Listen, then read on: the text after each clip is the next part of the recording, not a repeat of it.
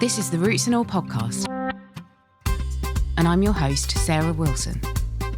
Join me as I talk about all aspects of gardening with some of the top horticulturists from around the world. This episode, I'm joined by adventurer and author Alastair Humphreys to talk about his book, Unwilding, and why reconnecting with nature doesn't have to mean escaping to the wilderness. We explore everything from litter picking and climate handprints to finding wonder on your own doorstep. I got into nature writing through adventuring. So I guess my background is from when I was a student. I got really into reading books about expeditions and explorers and people going off around the world doing crazy journeys. And that's what really inspired me when I was younger. So I did some big expeditions myself. I spent 4 years cycling around the world. I've rowed across the Atlantic Ocean in a little boat, walked across southern India, walked across the empty quarter desert, walked through Spain with no money and only a violin to earn any money, which would be great, except I cannot play the violin at all. So had this sort of big background in expeditions. And gradually over time, my expeditions have got smaller. I started doing stuff that I called micro adventures, which was trying to make adventure a bit more accessible to more people more often, trying to find short, simple, local, affordable, achievable adventures that we could squeeze in around our busy working lives. And they were things like finishing work in the evening and instead of going home to watch telly, go and sleep on a hill for a night and then rush back down the hill, back to work for 9 o'clock the next morning, sort of overnight adventures. And then since then, I've gone even smaller now to really just start exploring the very, very local. So I spent a whole year, for example, exploring the one Ordnance Survey map I live on. You know, the sort of orange maps you use if you go on a hiking trip or a geography field trip at school. I spent a whole year just exploring the 10 miles really around where I lived, which at first I thought was going to be really claustrophobic and boring because I love big adventures. But once I started really being forced to pay attention to my local area, which is a kind of boring bit of suburban southeast England, I started to notice that, hey, actually there is nature and wildness all around me. And I don't need to go across continents to find interesting nature. And from that, my curiosity began and I started belatedly to pay attention to nature. So one other thing I'll mention is that I did a zoology degree at university. And I mention that only because looking back, I was so uninterested in nature and wildness when I was at university. And it was really only by just looking at stuff close to where I live that opened up my eyes to becoming curious. So I think I'm a latecomer and a newcomer to the nature world. I think that is a problem sometimes with us. We're so mobile nowadays that we just forget what's on our doorstep. And I think actually COVID did a lot to reawaken people's interest in their local area and their local nature. But you open the book by talking about scope neglect. I hadn't heard of that and I wondered if you could explain what that was. Yes, so I was writing in this new book I've done about the Sycamore Gap tree, that famous, beautiful tree on Hadrian's Wall that got chopped down a few years ago, and how everyone was completely angry and outraged about that. And I was too. And I was really glad to see how angry and upset everyone was. It showed me that we do, as a nation or a society at heart, we do care about nature still. So I was kind of glad by the uproar, but I was also a bit surprised by it because it was only one tree and literally millions of trees are chopped down every single day, let's say in the Amazon rainforest, which is far more critical for nature on the whole planet scale. But we sort of feel it hard to care about that. And that got me reading about scope neglect, which essentially says that it's really hard for our brains to care more about bigger problems. So if you think how sad you get if one tree is chopped down, you don't get 100 times more sad when 100 trees are chopped down. And the good old evil dictator Joseph Stalin sums this up really well, who's of course the guy killing literally millions of people in the Soviet Union, when he said that one death is a tragedy, but a million deaths is a statistic. And I think that's a really good summary of how we engage with nature just by the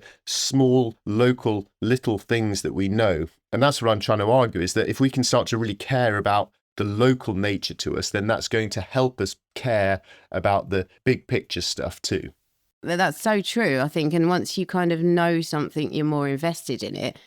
So your book's called Unwilded, and one of the things you mention in it is litter. And for me, this is one of my biggest bugbears. And in fact, I have just this very morning decided to buy a litter picker, and I am determined to go on a mission around where I am. And I'm really rural, and you kind of associate littering with maybe more urban and suburban locations, but it's not. It's a countrywide problem, and you notice it, I think, when you travel to other countries, that actually all of their roadsides and all of their communal areas aren't just covered in rubbish like ours were. When I grew up, some while ago in the 80s, we had like a campaign to stop littering, and it was a really big thing. And I think maybe we did get on top of it, but now we just seem to have gone so far the other way, and there is just like rubbish everywhere. So what are your thoughts on littering? I know they're going to be negative, obviously, but also your thoughts about how we can maybe combat that and why it's important to do so. As you were asking me there, I was thinking, wow, there are so many things to talk about for litter. So I think actually someone could start a great podcast just about litter, because it does get all of us annoyed. But equally, a lot of us are clearly dropping litter. So there's a lot of things going on. I think a few of the important things that are going on is, number one, litter is a much bigger problem than just the bits and bobs lying on your country lane. It's about our society being so accepting of just a throwaway culture that we just assume the resources of the planet are infinite, and we just make stuff, chuck it away, make stuff, chuck it away. So I think it's a much bigger systemic problem than just the individual person chucking their McDonald's out of the window. So I think we need to look at litter as a giant systemic problem. But then stepping down another layer on it, I think it really is a good example of how we're disconnected from a place and from nature. And one of the things I write about and think about a lot is we only really care for a place when we know it and when we have a connection to it and we start to feel some sort of responsibility for it. You're not going to drop litter in your own garden because you care for it. You know your garden, you care about it, but you might be a bit more inclined to chuck it out the window because you don't really care about somewhere. So I think the people dropping litter are not evil people. I think they're just disconnected from nature. So I think it's important to ask, why are we disconnected from nature and how can we help fix that? Then the next thing I'll say about litter is how my response to it has changed. So like you, it would get me really cross and really annoyed, and I start ranting and grumbling away. But what I've tried to do, rather than getting just grumpy by the problems, is to try and cheer myself up with some solutions. So like you, I've got a litter picker now, and I find it really satisfying when I'm out to try and fill a bag full of litter. And I'm endlessly competitive in everything I do. So I find it quite a satisfying game to like fill a whole bag of litter. So now, rather than just feeling cross, I actually feel quite cheerful that I'm making a tiny, tiny, tiny little improvement to a place. I will stop now talking about litter because we could go on for about an hour for a bit, couldn't we? There are a lot of issues involved. Yeah, there are. And again, just you saying that has kind of made me rethink my thoughts on it, because I think litter, yes, a podcast, somebody do a podcast about litter, and it's not just the visible litter because everybody's littering. It's a difference about where it ends up. Some of it's on a roadside and some of it's diligently taken to a recycling centre, and then probably nothing happens with it in terms of recycling. So yeah, that's definitely a conversation that's bigger than this podcast episode. So you talk about travel as well, and can you tell me what you mean by that? So I was talking about the importance I feel of trying to reduce our tendency to think, I need a break, I'll jump on an aeroplane and fly off to somewhere around the planet, which of course is really harmful for the environment, and trying to get myself into more of a mindset of exploring locally and discovering things locally, as most of the planet still does and as everyone did for thousands of years. And I feel that one of the reasons sometimes you might be tempted to go on a holiday is because you get so fed up with where you live, there's litter all down the lanes, and you just think, oh, I can't take this anymore. I'm going to jump on an aeroplane to the Galapagos Islands and go and look at some nature there. And I think that sort of escaping from places rather than having a deeper connection and repairing a place, that's what I was reflecting about there. I got from it as well this tendency for us to want to escape into the wild and go maybe move somewhere that's more wild, less people, less kind of damage, without actually thinking about how we can repair where we are and make it a better place to live, which I thought was a very sound point to make. I think probably a lot of us crave it in our heart. Oh, if I could just go and live in a cabin in the woods, I'd be happy. But actually, it's not that, is it?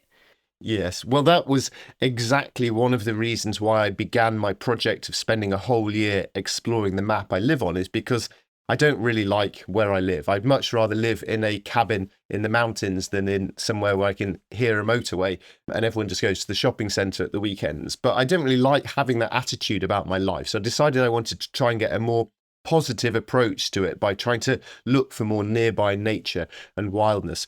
And one thing that's really surprised me in the last few years since I really started paying attention to nature was that I grew up in the countryside, a nice of rural childhood, and I've always had this assumption that the lovely green English countryside is perfect nature. But as you and your listeners will know, we're one of the most nature depleted countries in the world, and our beautiful green countryside is actually kind of a green desert. There's often not much wildness and nature there. And what I discovered exploring my local area is that by being more open-minded about what wildness is and what nature is, you start to find more of it. So, for example, if you go around the back of your local Tesco's or around some broken down industrial units that have been abandoned, you start to go there. And if you explore there with curiosity, you find nature sprouting up through the broken tarmac. There's all the buddleia bushes, loads of butterflies, lots of foxes wandering around. It feels to me much wilder than some of the so-called green and pleasant land that I was assuming was the perfect nature. Yeah, that is so true. There's a lot of kind of patchwork habitats that spring up where there's been disturbance, and, you know, that's been noted to be good for biodiversity. And also, I think you talking about the local area and this idea that we need to escape into the wild, but actually it's not that wild when you examine it. And you have this kind of nature connection that you're craving. And sometimes that can manifest as like this sense of overwhelm. It's like, oh, I can't change where I am. But another really important point that you make is that nature connection doesn't arrive through grand gestures, but by small actions repeated often. And I think we sometimes forget that, don't we? That we can make a difference, but it might not be on the grand scale that we envisage it. Yeah, exactly. Begin today with what you have, where you happen to be right now. That's all any of us can do, rather than just thinking, oh, I'll wait until I'm a billionaire and then I'll fix it. Or, oh, if only I was a really important person, I would fix it all. All any of us can do is what we have right in front of us right now. And I think that's important to do in order to try and fix places. But also, I'm a really selfish person. The only reason I really care about nature and fixing it is because I really like it. It makes my days more enjoyable and pleasant and richer and more beautiful. So I really like nature because it's just good for me, which is quite selfish of me, but hopefully that doesn't matter because it's still making stuff better for everyone and for the whole natural world. So starting to notice nature is the first step towards caring about it, and caring about it is the first step towards taking a tiny little bit of local action, and a tiny bit of local action is the first step towards doing bigger and more meaningful stuff. So yeah, I just think start with wherever you are right now. And nature is everywhere for all of us. Even if you live in the middle of the biggest city, hopefully you can see a tree from your window. And if you notice that tree, so I took a photograph of a tree every week for a year. And when I first started doing the first week, it's like click photo, not very interesting. Next week, looks the same, click photo, not very interesting.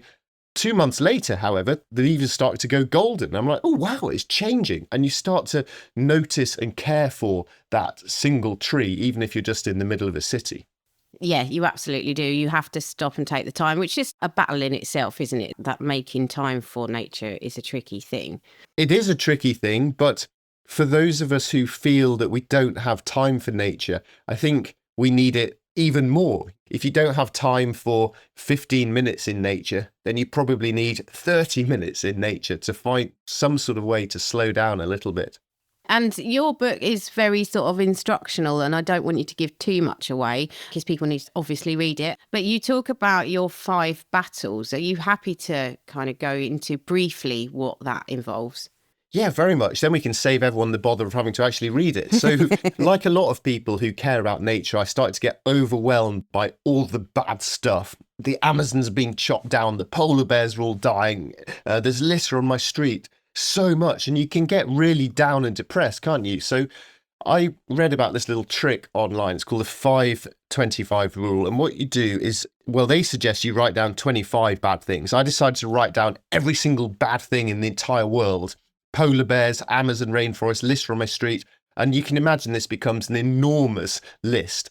And then what I started to do was I just crossed off everything that I had no control over. The example I give is the cement industry is an enormous emitter of greenhouse gases. I can't fix the cement industry. So rather than me getting sad about it and carrying this burden around at me, I just had to let it go. And then I started to look at things on the list that I could actually have some sort of impact on through, my skills and my connections and blah, blah, blah. And gradually this giant list of global problems, I managed to shrink down into 5 things that I really cared about, that I could actually have some sort of impact on. And that felt like a really lightening of my soul. But then the next step, though, is that these are still 5 problems that are grinding you down in your head. So I tried to flip those problems around by then looking at every single possible solution I could think of for these 5 problems. Loads and loads of things I could do, invest £1 billion in this sort of thing, or go pick up some litter on my street. And then I went through this list trying to find 5 things that actually were realistic and achievable, and that me, with my skills and who I am and where I live, could actually have an influence on. And so rather than having every problem in the world making me sad and depressed and angry and resentful, what I have now is just 5 positive actions that I can be getting on with, which selfishly I quite enjoy, and which hopefully make a tiny little step towards making things better locally and therefore for the planet as well. And the other sort of positive spin that you put on it is, obviously we're probably all beating ourselves up about our climate footprint, but you talk about a climate handprint. And I thought that was a very, very positive way to look at it and to kind of help you feel better in the face of mounting problems. Yeah, I'm really surprised that the idea of a climate handprint isn't more famous, because I admit it was new to me when I was researching this book. We all know, of course, about our climate footprint. We feel guilty every time we have a cheeseburger and every time we go on an aeroplane. This is our footprint, our footprint, our footprint. It's us ruining the universe. The climate handprint is much more positive. That is, what things are you doing to make a place better? And what's really exciting, I think, about a climate handprint, not only is it more positive and makes you feel better about life, it can be enormous. I could jump on an aeroplane every day this year.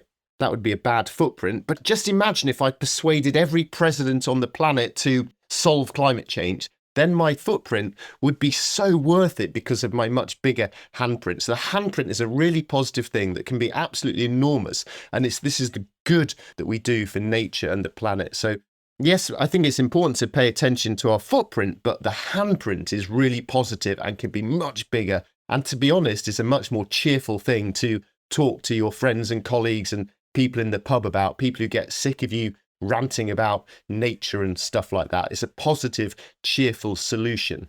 Yeah. And I mean, it might be just as simple as telling people what you're up to. It doesn't need to be anything that's directly influencing people, in terms of maybe, let's go back to litter, for an example. You don't have to rally 6 of your neighbours to go and do a litter pick. You might just say to your neighbour, oh, I'm doing this litter pick because of these reasons. And just that communication is part of your climate handprint. And that's a positive thing. Yeah, definitely. And I think communication is so important in this. 2 aspects of it. One is to focus on the positive sides of communication. So when you're talking to your neighbour, don't just grumble away about the litter on your street. Tell them how much you're enjoying getting your daily steps in and how satisfying it feels to have made the place nicer. It's a positive conversation you're having. And also, I think it's really important that each of us do not underestimate how powerful we are. I'm not a prime minister, so I can't talk to a million people, but I can talk to some people. We're all part of communities, the people you meet at the school gate, or the people you meet at the office, or in your church or your football team. And also, it's important to realize that each of us can connect with different sorts of people. So the sort of people who I hang out with, who might listen to me, are different to the sort of people you hang out with, who might listen to you, or the sort of people your granny hangs out with and listen to her. So we can all have a lot more power on people like us than we realize. And I think, again, that becomes positive because it makes us realize I do have agency. I can make a positive difference. I don't just need to get ground down by the bad news on the TV. Yeah, exactly. You seem to be the sort of person who makes a lot of connections, and you've got obviously a very curious mind, and you put in some brilliant websites in the book. I mean, how on earth do you come across these things? Do you just kind of like follow a thread?